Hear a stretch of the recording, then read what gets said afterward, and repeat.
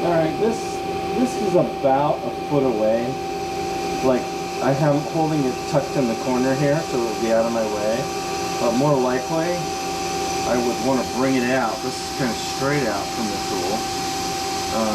And then I may want to bring it in. That's probably about 6 inches. I don't think I can go much closer than that and get a consistent focus. That right there is focused to the shorter macro, and I should have good focus here, good resolution. I'm at the 5K, so that's kind of what it would look like. I think the arm might allow me to reach this far, I'm not sure. That would be about where I'd be able to go.